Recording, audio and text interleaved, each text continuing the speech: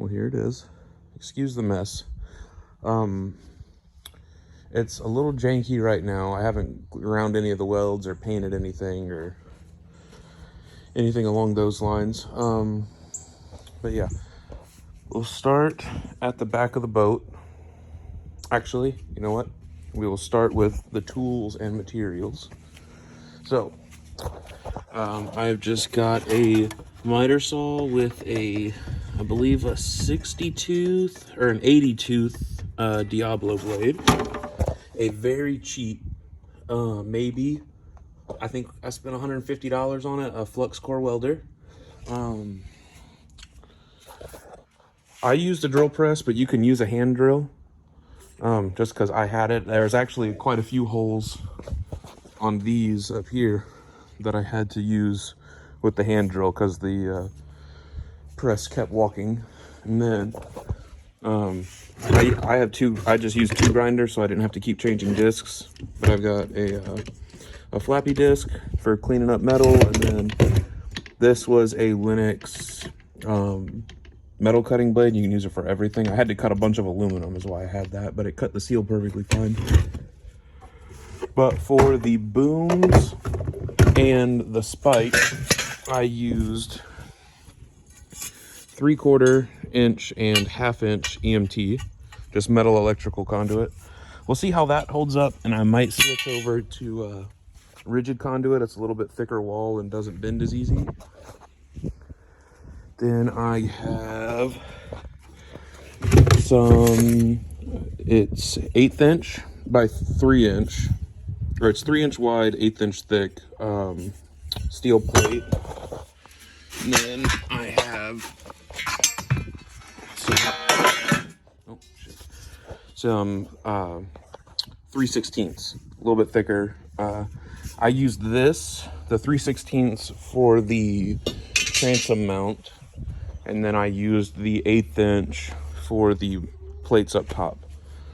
Let's see. Here, we'll start at the transom and work our way out. This is the mount. I started with just a piece of 1/8 inch bolted straight to the transom, and then I just used a speed square and some scrap I had just to kind of figure out the angle of the transom, which mine ended up being right about 20 degrees. So I cut my angles in these at 20 degrees, figured out how long I needed them, and then threw those up there. I don't know if I have any on hand, but to make up for the gap between the 3/4 and the 1/2 inch, I bought some 1 inch steel spacers. You can kind of see them down in there. I used those to make up the gap so the spike wasn't all loose. But I used that spacer, put a nut and bolt through this to set the gap, tacked them in place, took it apart, welded them together. And then the base of the actuator, as you can see, is just bolted to the mounting arm or the mounting bolt of the top arm. Then this is a 12-inch actuator. I think it's a 66 pound force with a 12-inch stroke. And then what I did was, let me roll it up real quick. Oh shit, bear with me. Hold on, let me set the phone down.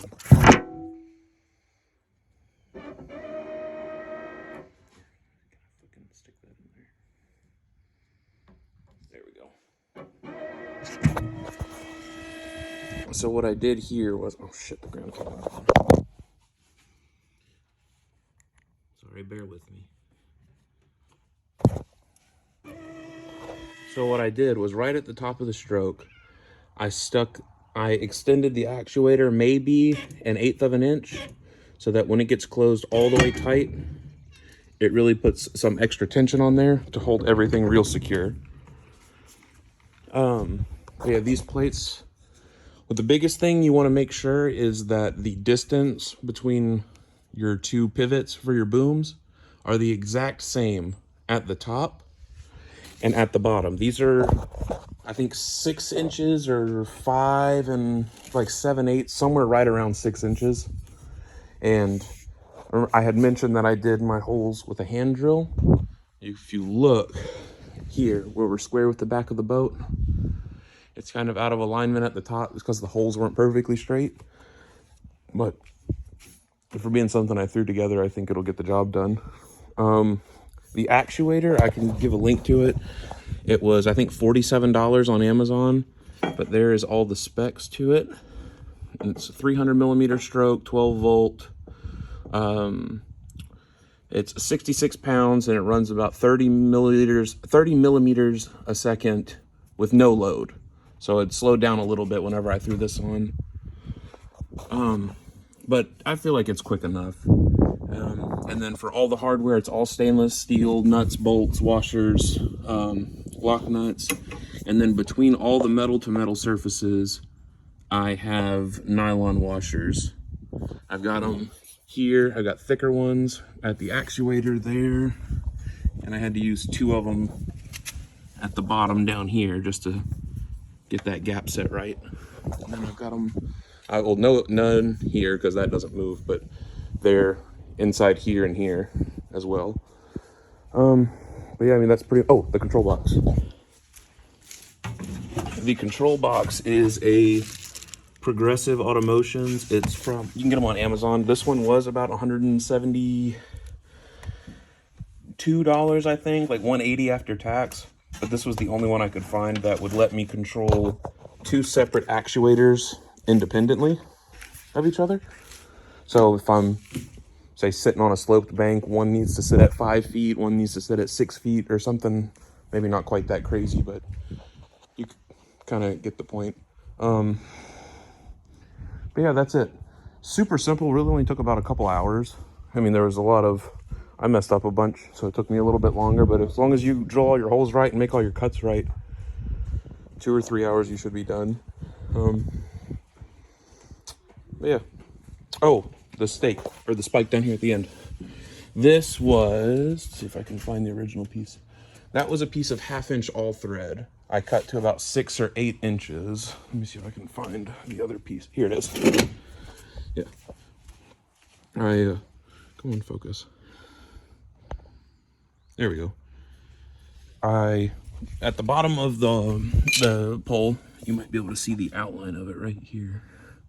That little circle.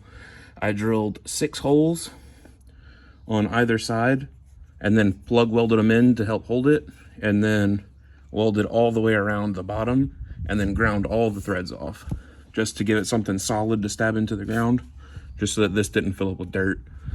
I still need to drill a drain hole somewhere about here for when this fills up, for when the spike fills up with water, so that it can drain back out. But yeah, looks a little janky right now, but once it gets painted, I think it'll be all right.